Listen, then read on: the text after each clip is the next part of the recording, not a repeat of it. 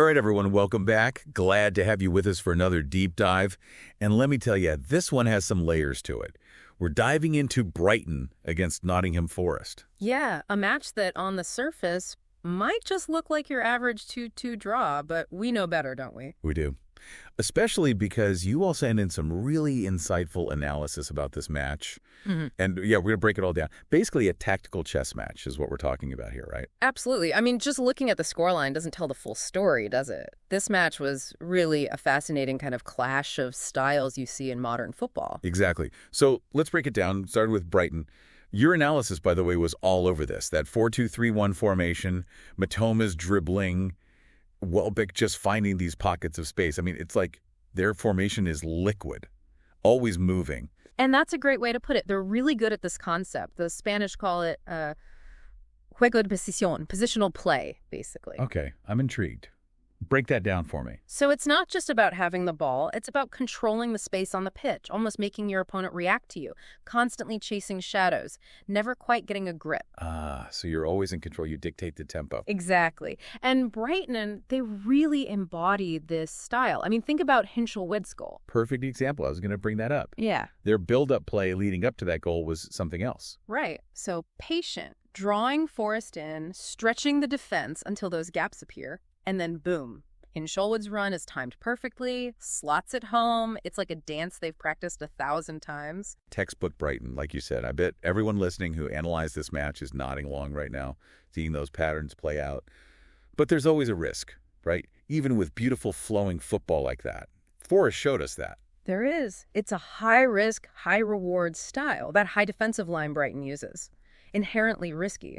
One well-placed ball, and suddenly you're exposed at the back. And that's exactly what Forest capitalized on with Sosa's goal. Oof, like a sucker punch right when Brighton thought they were in control. That's the thing about teams who are so good on the counterattack. They make you pay for any little mistake.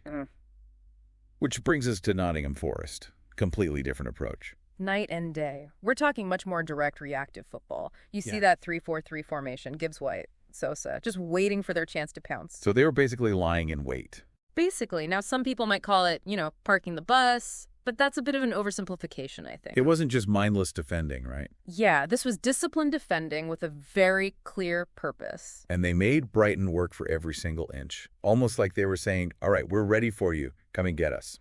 Exactly. Almost baiting Brighton into thinking they had the upper hand. And then, bam, hitting them on the break when they least expected it. Classic tactical battle. Then things got really interesting with that red card, didn't they? Yeah. Gibbs White sent off. Did that completely change the game plan for Forest? Well, they definitely had to adapt, right? Going down to 10 men always means having to make adjustments. But even with the disadvantage, that defensive core, they were absolutely immense, holding their shape, covering for each other. They made it so incredibly difficult for Brighton to find any way through. Bent, but didn't break, as they say. They held on. I'm looking at the clock here. I want to make sure we have time to wrap this up. So let's bring it all together for everyone listening. A real clash of styles.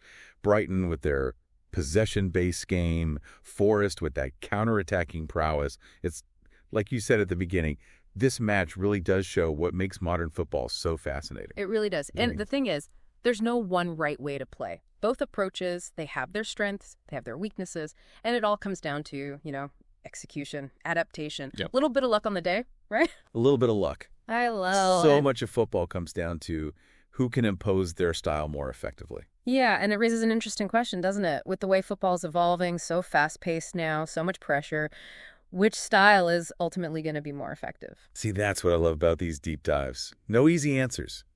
Just more to think about, more to analyze. So for everyone listening, thank you for joining us on this one. And until next time, keep those tactical brains ticking.